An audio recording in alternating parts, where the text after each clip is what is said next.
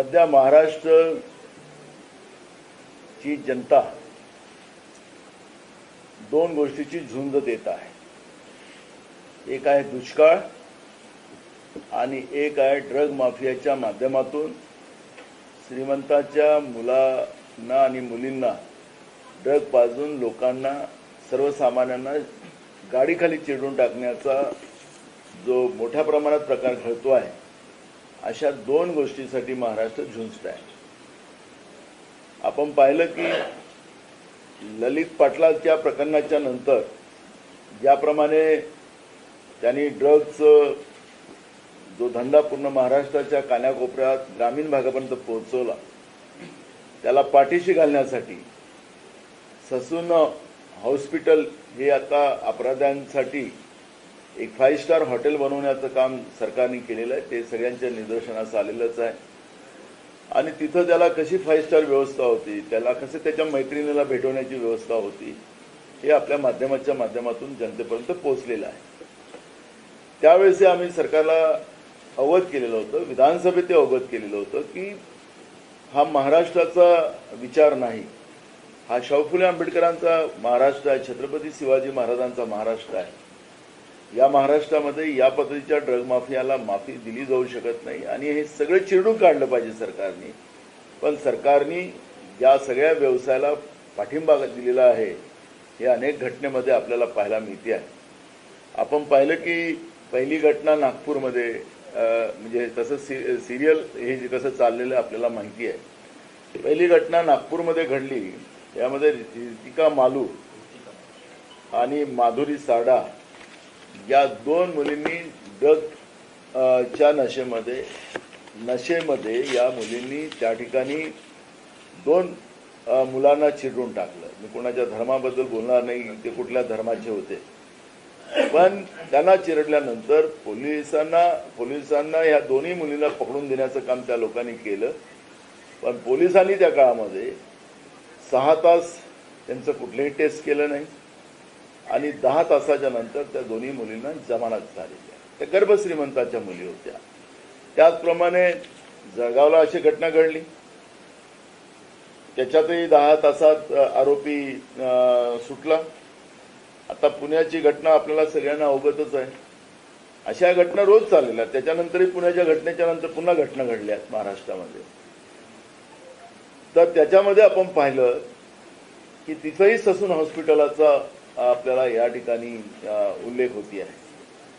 Doctor Taware यांनी रक्ताचेच नमुने बदलून टाकले.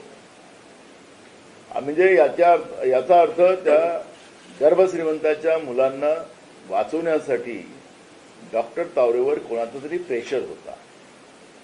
डॉक्टर तावरेला अधीक्षक करण्यासाठी सरकारच्या वतीनं सांगण्यात आलेलं आहे की 2 लोकांचं पत्र आम्हाला आलेलं आहे. कोण आमदार आहेत ते, कोण आहे, त्याच्यात एक मंत्री पण आहे. कोण मंत्री आहे हे सरकार जाहीर करेल का? कोणाचे पत्र आले त्याला अधीक्षक करायसाठी? तावरेवर एवढं का प्रेम होतं? त्या रक्ताचा नमुना बदलवण्यामध्ये त्याला त्याची एकदम हातोटी होती. डॉक्टर ललित पाटील जो ड्रग माफिया होता त्याला वाचवण्यामध्ये त्याची एक्सपर्टी होती. या असे अनेक गुन्हे त्या ससून हॉस्पिटलमध्ये घडत असताना एका मंत्र्यांनी, एका आमदारांनी पत्र द्यावं आणि त्याला अधीक्षक बनवण्यासाठी ज्या पद्धतीचं प्रेशर सरकारवर दबाव आणावा, या पद्धतीची भूमिका सरकारने स्पष्ट केली पाहिजे. आणि आमचे मित्र देवेंद्र फडणवीस ते वकील आहेत पेशानं. मग या अशा जे गुन्हेगार प्रवृत्तीची जी लोक आहेत, जे लोकांना चिरडून टाकतात, ड्रग आणि दारू नशेच्या याच्यामध्ये ज्या पद्धतीनं जे एक दहशत निर्माण या महाराष्ट्रामध्ये निर्माण केली आणि त्यांना 10 तासामध्ये बेल मिळवून देण्याचं काम, त्या डिग्रीचा उपयोग त्याच्यामध्ये राज्याचे गृहमंत्री करतात आहे का? खरं तर काँग्रेसची भूमिका याच्यात स्पष्ट आहे की तातडीनं देवेंद्र फडणवीसनं आपल्या पदाचा राजीनामा दिला पाहिजे. आणि ज्या पद्धतीनं, कारण की आता 10 पबवर पुण्यामध्ये 36 पब त्यांनी त्या ठिकाणी पाडले, तशा पद्धतीचं रिपोर्ट इथं आलेला आहे. मला असं वाटतं की महाराष्ट्रात नागपूर सहित जिथं स्वतः गृहमंत्री राहतात त्याही शहरामध्ये अवैध पब चाललेले आहेत. त्या ठिकाणी असंख्य तरुण पिढीला बर्बाद करण्याचं काम केलं जाते आहे. अशा पूर्ण महाराष्ट्रामध्ये हे पब यांच्या अधिपत्याखाली चालत होते हे सिद्ध होतात आहे. परवाची घटना लोकांनी डोक्यावर घेतली नसती आणि त्या पद्धतीचं एक वादळ या महाराष्ट्रात उभं झालं नसतं तर हे सरकार या पद्धतीचे अवैध पब चालवून त्या ठिकाणी ड्रग जे गुजरातमधून महाराष्ट्रात आणले जातात, मुंद्रा पोर्टमधून आणले जातात, तो कोण आणतो, कोणाचा पोर्ट आहे तेही आपल्याला सगळ्यांना माहिती आहे. त्या पोर्टच्या माध्यमातून मोठ्या प्रमाणात ड्रग महाराष्ट्रामध्ये आणून नवीन पिढीला बर्बाद करण्याचं पाप हे राज्याचं सरकार जाणून बुजून करते आहे. म्हणून हे सरकारही त्याला जबाबदार आहे. ही भूमिका काँग्रेस पक्षाची आहे आणि म्हणून तातडीनं या सरकारनं स्पष्टीकरण तर दिलंच पाहिजे. राज्याच्या मुख्यमंत्र्यांनी ज्या पद्धतीनं या आरोपींना वाचवण्यासाठी देवेंद्र फडणवीसांना आपल्या वकिलीचा फायदा म्हणजे ते त्यांची ती डिग्री आहे, लॉ केलेला आहे त्यांनी, आणि म्हणून त्याचा फायदा अशा धनदागड्या मुलांना आणि मुलींना वाचवण्यासाठी तो उपयोग करतात आहेत. म्हणून मुख्यमंत्र्यांनी त्यांचा तातडीने राजीनामा घ्यावा ही भूमिका काँग्रेस पक्षाची या ठिकाणी आहे. आणि त्याचप्रमाणे संविधानाला संपवून मनुस्मृती या देशामध्ये आणण्याचा जो घाट या भाजपने आणलेला आहे त्याचाही प्रत्यय गेल्या 2 दिवसापासून आपल्या लक्षात येते आहे. पाठ्यपुस्तकामध्ये मनुस्मृती आणण्याचा एक प्रयत्न त्यांनी केला आणि त्याच्या माध्यमातून महिलांना कुठलाही त्याच्यामध्ये स्थान नाही. मनुस्मृतीचं जे बेसिक आहे ते खऱ्या अर्थानं त्याच्यामध्ये महिलांना कुठला स्थान नाही. त्याच्यामध्ये ते खऱ्या अर्थानं या भारताच्या लोकशाहीमधल्या देशासाठी न परवडणारी, न मानसिक विचाराला परवडणारी ही व्यवस्था भाजप जाणून बुजून अभ्यासक्रमात आणून संविधानाला बाजूला करून मनुस्मृती आणायचा जो प्रयत्न करताय त्याचा आम्ही निषेध करतो. आज मंत्र्यांनी जाहीर केलेलं आहे की आम्ही ते आणणार नाही, पण यांच्या मनामध्ये ते पाप चाललेलं आहे हे सिद्ध झालेलं आहे. त्यांनी तर त्या मंत्र्यांनी सांगितलं की तो श्लोक आहे, त्या श्लोकचा अर्थ वेगळा आहे, त्यांनी सांगावं काय श्लोकचा अर्थ आहे. पण या पद्धतीनं या देशामध्ये आणि महाराष्ट्रातल्या शाहू फुले आंबेडकरांच्या महाराष्ट्रामध्ये या पद्धतीचं मनुस्मृतीचे जाळमुळे फोडण्याचं पाप, पेरण्याचं पाप अगर बीजेपी करत असेल तर काँग्रेस कधीही त्याला मान्य करणार नाही. ज्या लेवलवर आम्हाला ती लढाई करावी लागेल ती काँग्रेस पक्ष लढेल ही भूमिका काँग्रेस पक्षाची आहे.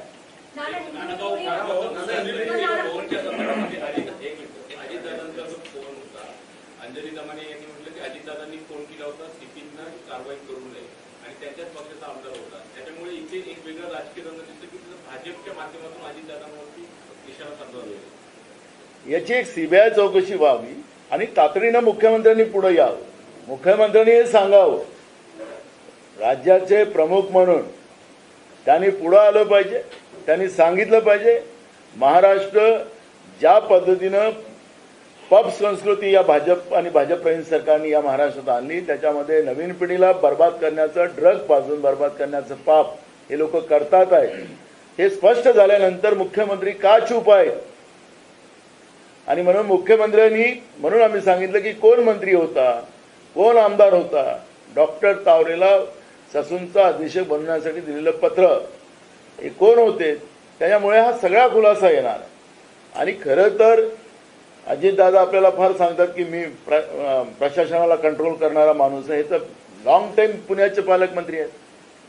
ते चंद्रकांत पाटील ते पण होते पालकमंत्री. बघ या पुण्यामध्ये ज्या घटना का होत, कोण आहे याच्या पाठीमागं, या सगळ्याचं स्पष्टीकरण या महाराष्ट्राच्या जनतेला झालं पाहिजे.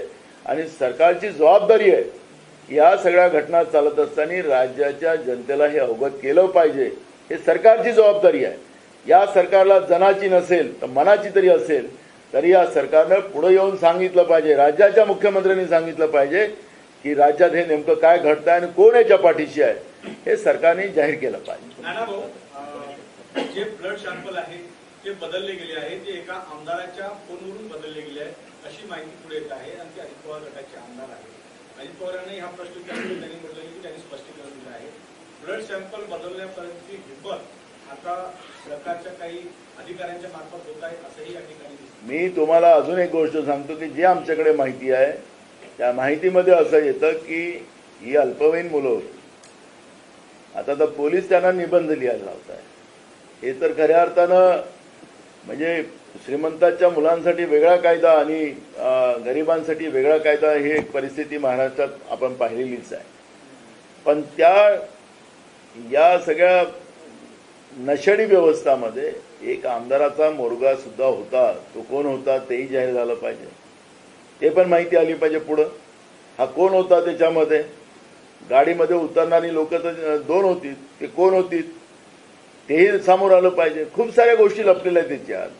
त्याच्यामुळे एक मंत्री कोण आहे, त्यांनी अधीक्षक बनवण्यासाठी पत्र दिलं, कोण आमदार होता त्याचं नाव पुढं आलं पाहिजे. ही भूमिका आमची आहे. त्यामुळे सरकारने पुढे येऊन मग हे रक्ताचे नमुने बदलवणं वगैरे हे सगळाच खुलासा सरकारने केला पाहिजे. आणि याला आता कुठलंही ते म्हणू शकतात की चौकशी चाललेली आहे, चौकशीमध्ये अडचण होणार आहे. कशाची चौकशीमध्ये अडचण होणार आहे? म्हणजे सगळे पुरावे नष्ट करणं आणि जो लोकांमध्ये संभ्रम निर्माण झाला त्याला दूर करणं हे सरकारची जबाबदारी आहे. सरकारचं उत्तर ते येणार आहे, म्हणून मी त्याचं उत्तर पहिलेच देऊन ठेवतोय की तुम्ही आम्हाला तुमची जबाबदारी आहे. त्या संभ्रम लोकांमध्ये निर्माण झालेला आहे, लोक भयभीत आहेत आणि जिथं जनता भयभीत असेल तिथं सरकारने पुढे येऊन लोकांना आश्वासित करणं हे सरकारची जबाबदारी आहे.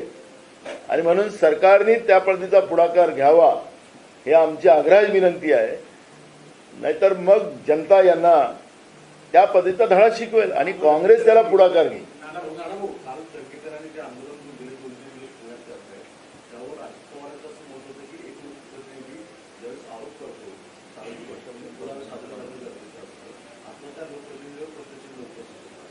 त्यांनी 1 वर्षापासून रवींद्र धंगेकरांनी पबच्या बद्दलचे आक्षेप उचललेला आहे. त्यांनी सांगितलं की पब संस्कृती इथं बंद करा, हे रवींद्र धंगेकरांचं मत आहे.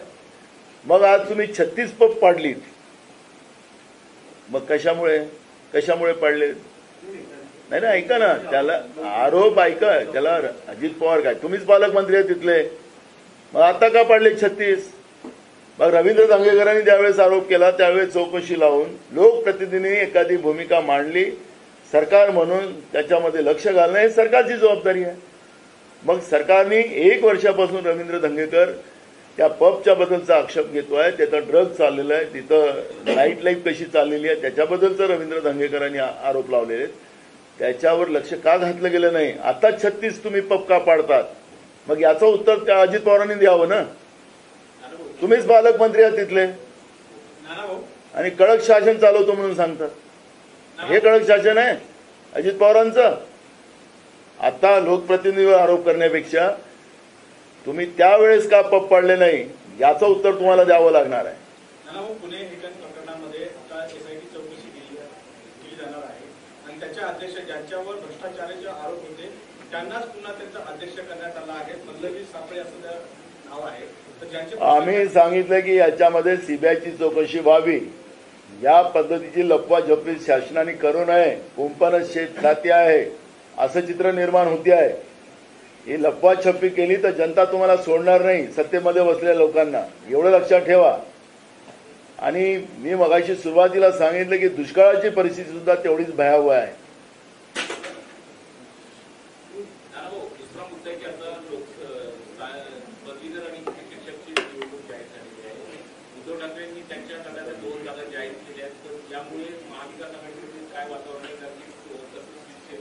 याला जोडून असं आहे की तुम्ही म्हटलं होतं की कोकणची जागा आम्ही लढवली, त्यावरची काय परिस्थिती आहे?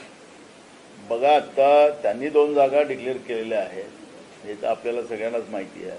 तरी सुद्धा आघाडीचा धर्म पाळणं हे आमचं काम आहे. त्यामुळे त्यांच्याशी एकदा बोलून त्या पद्धतीचा निर्णय काँग्रेस पक्ष घेईल. पण नानाभाऊ, कोकणची जागा तुम्ही लढणार का? कोकणमध्ये उमेदवार कोण असणार आहे? कारण त्यांच्याकडून पूर्ण तयारी झाली आणि आमच्याजवळ मुंबईतही उमेदवार आहेत, आमच्याजवळ कोकणातही आहे आणि आमच्याजवळ नाशिकमध्ये पण उमेदवार आहेत. पण आघाडीचा धर्म हा काँग्रेसने नेहमी पाळलेला आहे आणि ते पाळत राहील. त्यामुळे एकदा त्यांच्याशी बोलून त्या ठिकाणी चर्चा करूनच आम्ही पुढे जाऊ. आज उद्या होईल. एक माहिती अशी मिळते की शेवटच्या टप्प्याचं मतदान होण्यापूर्वी पंतप्रधानांनी कन्याकुमारीला जाणार आहे आणि संपूर्ण एक दिवस ते मेडिटेशन करणार आहे. कसं पाहता तुम्ही या? त्यांच्याबद्दल काय बोलावं. त्यांचा एक व्हिडिओ व्हायरल झालेला आहे. ते भ्रष्टाचाराबद्दल बोलतात आहे की भ्रष्टाचारी लोगों को कैसा सपोर्ट करते ये लोग. तर तिकडे मग 70,000 कोटीचाही फोटो येतो पुढं. देशभरातले अनेक भ्रष्टाचारी जमा करून त्यांना कसा आशीर्वाद दिला तो पण पुढे येतं. मोदीजी आहेत. ते काही बोलू शकतात, कुठेही जाऊ शकतात. तर त्याच्याबद्दलचं डिस्कशन करणं काही आमच्यासाठी काही त्याला काही तथ्य नाही. कोकणमधून अनेक दिवसापासून रमेश कीर हे तयारी करत आहे. रमेश कीर हा काँग्रेस पक्षाचा कोकणमधला उमेदवार असणार आहे. बघा, काँग्रेस पक्षाने, कारण की या निवडणुकीमध्ये सदस्य नोंदणी करावं लागतात आणि मग त्याची वोटर लिस्ट तयार होते. याचं जसं आपली वोटर लिस्ट असते तशी वोटर लिस्ट नसते. ही वोटर लिस्टला आपल्याला दर निवडणुकीला तयार करावं लागतं.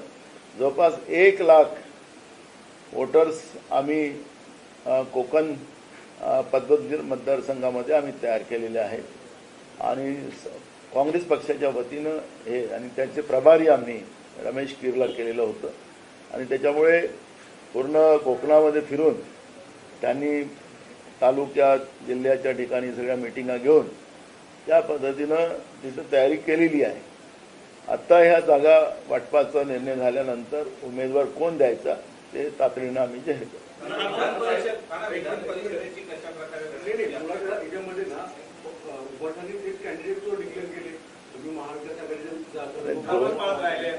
आणि अजून फॉर्म भरायला एक काय तुम्ही घाईतात सागर, तुम्ही आणि विनोद दोघे घाईमध्ये आहात.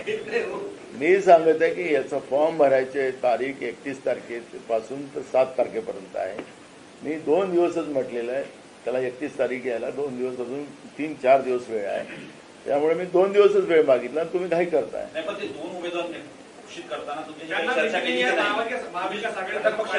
मी सांगितलं ना, त्यांनी केली.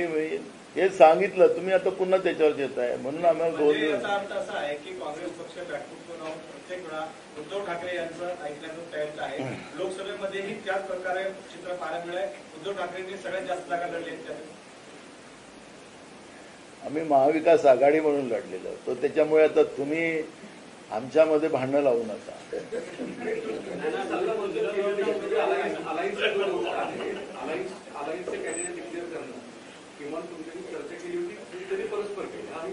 मी सांगितलं ना, परस्पर केलं म्हणून सुरुवातीला सांगितलं. आघाडीचा धर्म आम्ही पाळू असं ते पण तुम्हाला सांगितलं. त्याच्यामुळे त्यांच्याशी चर्चा करू आणि 2 दिवस आम्हाला वेळ द्या असं सांगितलं.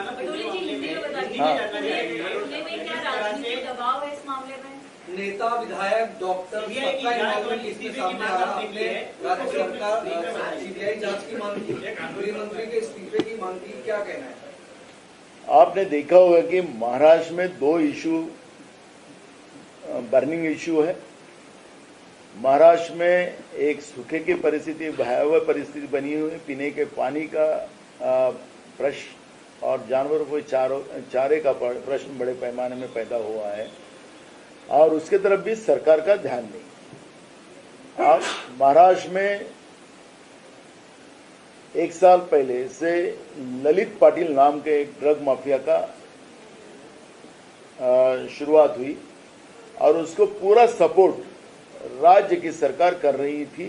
ये हमने विधानसभा में भी सरकार को बताया और सरकार ने इसके तरफ ध्यान नहीं दिया और इसका मेन अड्डा बना पुणे का ससून हॉस्पिटल.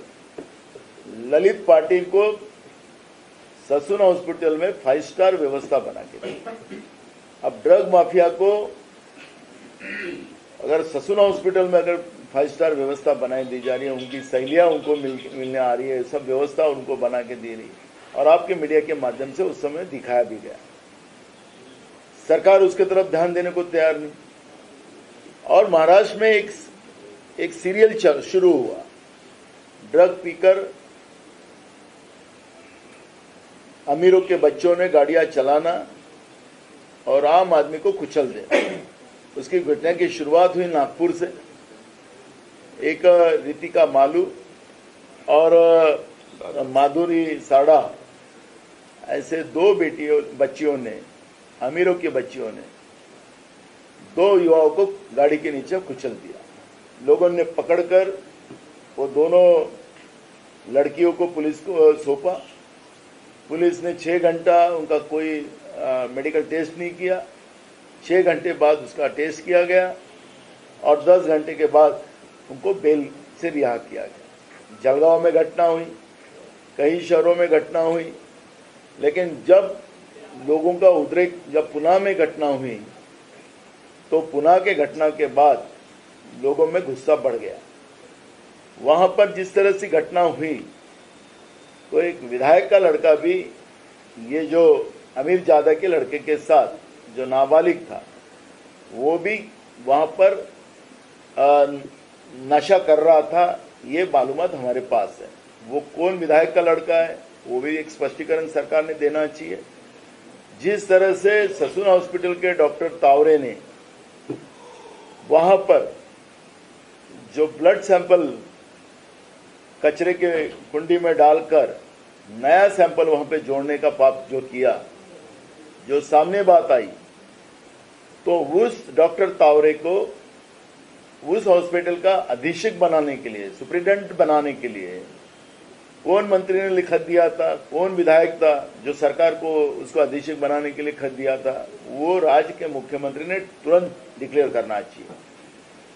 सरकार ड्रग माफिया को सपोर्ट कर रही है। हमारे पुणे के विधायक दंगेकर जी ने बार बार वो पब में चलने वाले काले धंधे के बारे में अवगत कराया। गए 1 साल से वो लड़ रहे हैं, लेकिन सरकार उसके तरफ ध्यान देने को तैयार नहीं। कल तो पुलिस को कितना पैसा दिया जाता उसकी एक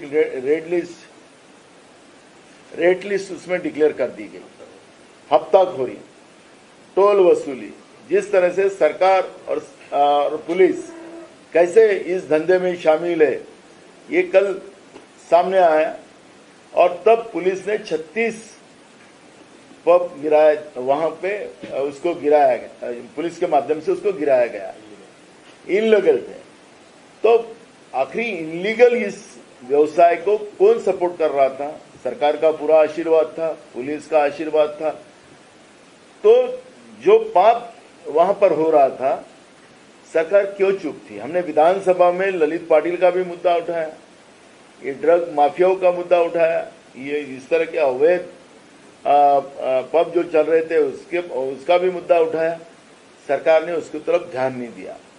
अब जब पुणे में ये घटना होने के बाद पब्लिक सरकार के विरोध में और प्रशासन के विरोध में खड़ी हुई, तब ये सरकार जागी और 36 पबों को वहां पे गिराया गया, अनाधिकृत पब को गिराया गया। तो इसका मतलब है कि सरकार महाराष्ट्र में जो गुजरात के मुंद्रा पोर्ट से जो ड्रग बड़े पैमाने में देश में आ रहा है, जो महाराष्ट्र में आ रहा है, उसको चलाने का काम अगर सरकार कर रही है तो सरकार ने इसका स्पष्टीकरण देना चाहिए कि ड्रग कहां से आ रहा है, कौन है इसके पीछे, किसका सपोर्ट है इसमें। राज्य के आने वाली जनरेशन को बर्बाद करने का अधिकार इस भाजपा प्रणीत सरकार को किसने दिया है? ये जवाब अब महाराष्ट्र की जनता पूछ रही है, लेकिन सरकार सामने नहीं आ रही है। राज्य के मुख्यमंत्री ने तुरंत राज्य के गृह मंत्री का, जो देवेंद्र फडणवीस का, रिजाइन लेना चाहिए। राज्य के गृह मंत्री अपने LLB के डिग्री का दुरुपयोग कर रहे हैं। 10 घंटे में इस तरह के वारदात करने वाले गुनहगारों को वो बेल पे छोड़ने की व्यवस्था उनके माध्यम से हो रही है। पुलिस उस तरह से पेपर बनाती है और 10 घंटे में उनको जमानत दिलाई जाती है। तो सरकार ने ये तरफ भी ध्यान देकर देवेंद्र फडणवीस का तुरंत राज्य के गृह मंत्री का रिजाइन लेना चाहिए, इस्तीफा लेना चाहिए, ये मांग हम करते हैं। और मुख्यमंत्री ने सामने आकर जनता को यह अवगत करना चाहिए, क्योंकि महाराष्ट्र में जनता भयभीत है, रास्ते में चलने को भी डर पैदा हो गया। अमीर जादे बच्चे ड्रग पीकर जिस तरह से लोगों को गाड़ियों के नीचे कुचल रहे हैं, इसलिए लोगों के बीच में डर पैदा हो गया। तो इसलिए राज्य के मुख्यमंत्री ने सामने आकर इस बात से अवगत करना चाहिए कि हम ये सब रोकने में नासफल हुए और उसके लिए हम क्या क्या योजना करने वाले हैं वो राज्य की जनता को बताना चाहिए। अगर इनको जन की नहीं है तो मन की अगर शर्म हो तो ये सरकार ने ही इस्तीफा देना चाहिए, ये मांग कांग्रेस करती है। नहीं तो जनता और कांग्रेस पूरे महाराष्ट्र में इस सरकार के विरोध में आंदोलन करेंगी, क्योंकि महाराष्ट्र की पीढ़ी को हम बर्बाद नहीं होने देंगे। ये मंसूबा ये कांग्रेस पार्टी का है। और दूसरा इश्यू जो है मनुस्मृति का, राज्य में बच्चों के पढ़ाई में मनुस्मृति लाने की कोशिश सरकार कर रही है। हमने उसका विरोध किया तो आज सरकार बोलती कि हम वो सब्जेक्ट नहीं लाएंगे। लेकिन सरकार केंद्र की हो या राज्य की सरकार हो, ये संविधान विरोधी है और ये संविधान हटाकर मनुस्मृति लाने की कोशिश कर रही है, जिसमें महिला का कोई स्थान नहीं। असमानता उसमें पैदा करने का काम मनुस्मृति में किया गया है और वो चाहती है बीजेपी, वो राज्य की और केंद्र की सरकार चाहती है कदापि ये मनुस्मृति देश में लागू नहीं होने देंगे। यह कांग्रेस का पूरी कोशिश रहेगी और पूरी तरह से अगर सरकार ये गलती से लाने की कोशिश करी तो महाराष्ट्र ये कभी भी इस बात को मान्य नहीं करेगा। ये शाहू फुले अम्बेडकर का महाराष्ट्र है, ये छत्रपति शिवाजी महाराज का महाराष्ट्र है। ये मनुस्मृति महाराष्ट्र में कभी भी लागू नहीं होने देगा। नाना, आपने कहा कि 2 विधायकों और 1 मंत्रियों ने ससुर अस्पताल के डॉक्टर को पत्र लिखा था। ये पूरा मामला क्या है, क्या जानकारी आपके पास है? आपने सीबीआई जांच की भी मांग की। देखो, एकदम क्लियर इशू है। एक विधायक का लड़का भी वो जब नशा हो रही थी जहां पर वो लड़का भी था, ऐसी हमारे पास मालूम है। वो कौन विधायक का लड़का था वो भी बात सामने आना चाहिए। कौन से विधायक ने, कौन से मंत्री ने ये डॉक्टर तावरे को वहां का सुपरिटेंडेंट बनाने का जो लेटर दिया था, वो कौन मंत्री था, कौन विधायक था, ये भी बात सामने आना चाहिए और मुख्यमंत्री ने इसका जवाब देना चाहिए। राज्य के प्रमुख मुखिया इस नाते से मुख्यमंत्री ने इसका जवाब देना, ये मुख्यमंत्री का दायित्व बनता है और मुख्यमंत्री सामने आके पब्लिकली ये बताए कि कौन कौन इसमें दोषी है। तो ये मांग कांग्रेस करती है, सरकार ने डिक्लेयर करना है। तो हमने कहा है कि इसमें ये सरकार के ऊपर कोई किसी का विश्वास नहीं है। सरकार का कोई भी अधिकारी उसमें ये कमेटी नहीं बना कोई विश्वास के लायक नहीं है, क्योंकि आपने देखा हो कि खून का भी सैंपल तुरंत कचरे के पेटी में डालने का काम ये अगर सरकार के अधिकारी करते हैं, तो इसलिए सीबीआई की इंक्वायरी हो, ये मांग कांग्रेस पार्टी करती है।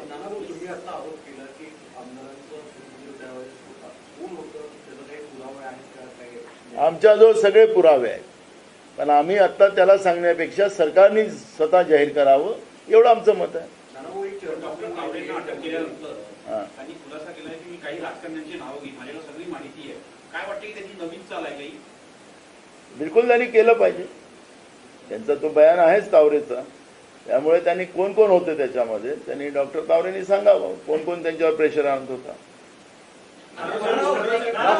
अजीत दादा ने कहा है कि इस बार महाराष्ट्र में क्या होने वाला है ये तो ब्रह्मदेव भी बता नहीं सकते। इस बयान पर आपको भी लग रहा है ऐसे कुछ महाराष्ट्र में होने वाला है? ब्रह्मदेव नहीं करते वोटिंग, जनता करती है।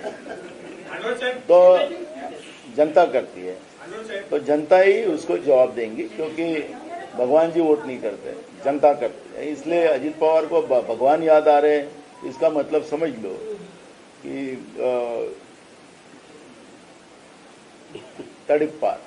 एक प्रश्न असा आहे, नाना निलेश राणेंनी ट्विट केलंय की छगन भुजबळांनी जरा शांत राहावं किंवा त्यांनी जास्त बोलू नये, त्यामुळे युतीवर परिणाम होतो अशा आशयाचं की निलेश राणेंनी ट्विट केलेलं आहे। काय नेमकं महायुतीमध्ये विसंगती आहे असं वाटतं? आम्ही त्यांच्यावर कुठली प्रतिक्रिया देत नाही। भांडवळ साहेब, मनुस्मृती हे आणण्याचा प्रयत्न आता सरकारकडून एक प्रस्तावही आहे। तुम्ही दलित खासदार आहात, त्याचं प्रतिनिधित्व करायसाठी खासदार आहात तुम्ही, कसं बघता? कारण मनुस्मृती लागू करण्याचा प्रयत्न सरकारचा आहे असे मनुस्मृती आता कालबाह्य झालेला ग्रंथ आहे. महाराष्ट्राच्या सरकारनं त्यांना थोडी जरी लाजशरम असेल तर हा कालबाह्य झालेला ग्रंथ आहे आणि तो पुन्हा एकदा अभ्यासक्रमामध्ये समाविष्ट करावा ही अत्यंत लाजिरवाणी गोष्ट आहे. ज्या मनुस्मृतीनं हजारो वर्ष एका विशिष्ट समूहाला अन्न, वस्त्र, निवारा या सगळ्यापासून कोसोमैल दूर ठेवलेलं होतं. या देशातली सर्व धर्माची, सर्व जातीचा जो स्त्रीवर्ग आहे त्यांना शूद्रांपेक्षा अत्यंत खालच्या दर्जाची वागणूक या मनुस्मृतीनं दिलेली होती. असा हा ग्रंथ समाविष्ट करण्याचा काही मतलब नाहीये. एकतर आता अब की बार 400 पार हा नारा लावलाय, त्याच्या मागचा उद्देश सगळ्यांच्या लक्षात आलेला आहे. त्यांना 2/3 मेजॉरिटी पार्लमेंटमध्ये पाहिजे, 1 नेशन 1 इलेक्शन हे त्यांना पाहिजे, कारण त्यांना 16-17 राज्याचं बहुमत पाहिजे. ते बहुमत पार्लमेंटमध्ये बहुमत मिळालं की राज्यघटना बदली करायला त्यांना सोयीस्कर जाईल आणि म्हणून त्यांनी तो नारा दिलेला आहे. आता जनतेच्या लक्षात आलेलं आहे की ते फेल जाणार आहेत आणि म्हणून मग त्याला सपोर्टेड राज्यघटना बदलली की मग मनुस्मृती लागू करायची, मनुचं राज्य आणायचं आणि पुन्हा एकदा या देशामध्ये चातुर्वर्णीय पद्धत सुरू करायची. अशा पद्धतीनं हा गेल्या 100 वर्षातला RSSचा जो छुपा अजेंडा आहे, 60-70 वर्ष काँग्रेसची सत्ता असल्यामुळे ते करू शकले नाहीत, परंतु आता गेल्या 10 वर्षापासून हा त्यांचा जो उद्या 25ला 100 वर्ष RSSला होत आहेत आणि 100 वर्षामध्ये त्यांनी जी काय उद्दिष्ट ठेवलेली आहेत त्याच्यामध्ये हे एक उद्दिष्ट आहे की या देशाची राज्यघटना बदलायची आणि मनुस्मृती लागू करायची.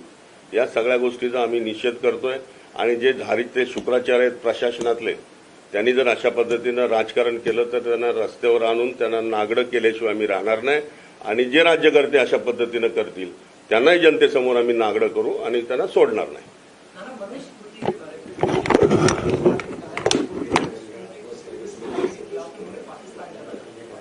देखो हमने उसको प्रतिक्रिया नहीं देंगे. उसका वो हमारा लेवल का काम ही नहीं है. उसके साथ बात मी दुसरा असा एक मुद्दा सुटला माझा की हे झाला एक मुद्दा म्हणजे इंदापूरची घटना, म्हणजे जे अधिकारी ऐकत नाही, या राज्याच्या जे आमदार असतील, मंत्री असतील त्यांना ऐकत नाही, त्यांना त्यांच्या गाडीवर हमला करणं, इंदापूरच्या तहसीलदारवर ज्या पद्धतीचा जो हमला करण्यात आला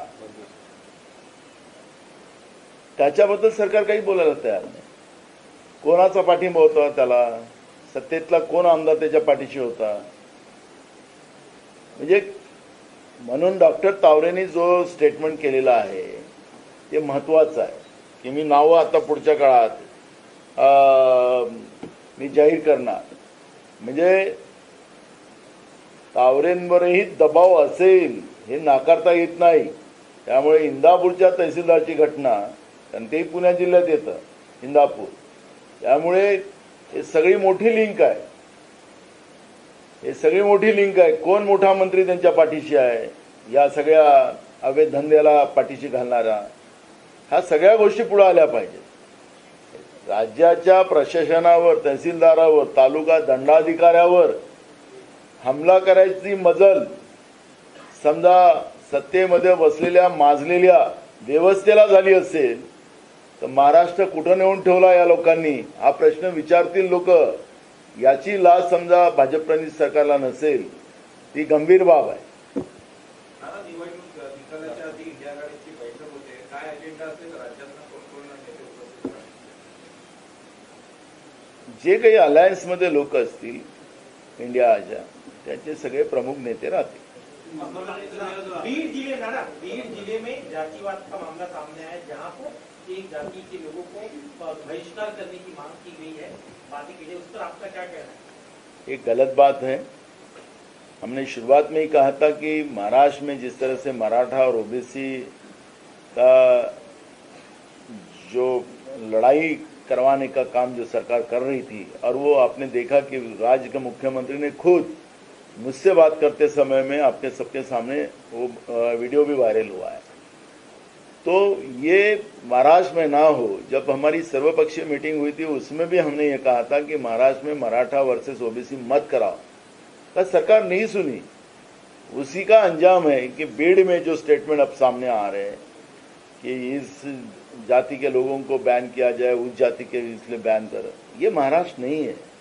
ये महाराष्ट्र का कल्चर खत्म करने का पाप महाराष्ट्र की सरकार ने किया है, ये स्पष्ट होता है, और जिसका अंजाम बीड़ में हमको देखने मिल रहा है। Thank you. मिड ऑक्टोबरमध्ये लागू शकतं, तर काँग्रेस ते येणारच आहे, त्याचा टाइम पिरियडच आहे। काँग्रेस पक्षाची काय तयारी आहे आणि जी अलायन्स आहेत आता त्या स्वरूपात निवडणुका लढल्या जातील का? आमच्या तयाऱ्या सुरू झालेल्या आहेत, संघटनात्मक सुरू झालेल्या आहेत। 288 जागांमध्ये काँग्रेस पक्षाने संघटनात्मक तयाऱ्या सुरू केलेल्या आहेत। लोकसभेच्या निवडणुकी मी आता पूर्व विदर्भातल्या जवळपास 3-4 जिल्ह्याच्या तालुका पातळीवरच्या मिटिंगा घेतलेल्या आहेत आणि आम्ही संघटनात्मक आता पूर्ण महाराष्ट्रामध्ये त्या पद्धतीचं आमची सुरुवात झालेली आहे।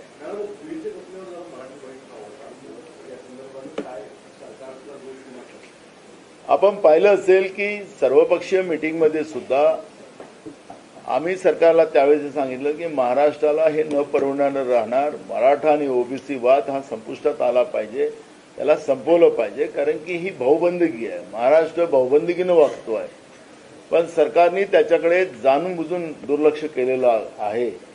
सरकारला हे आंदोलन पेटवायचं होतं काय? आपण पाहिलं की स्वतः मुख्यमंत्र्यांनी विधानसभेच्या समोर माझ्याशी बोलताना काय बोलले ते तुमच्या व्हिडिओच्या माध्यमातून, तुमच्या दूरचित्रवाणीतून तुम्ही ऐकलेला आहात। आता त्याचे परिणाम महाराष्ट्र भोगते आहे। बीड जिल्ह्यामध्ये जे एका समाजानं दुसऱ्या समाजाला गावबंदी करण्याचा निर्णय केलेला आहे, ज्या पद्धतीनं त्याला बाहेर काढण्याचं जे धाडस त्या ठिकाणी निर्माण केलेलं आहे, जे पेपरला बातम्या आलेल्या आहेत ते मी बोलू शकत नाही, पण हे महाराष्ट्राची संस्कृती नाही।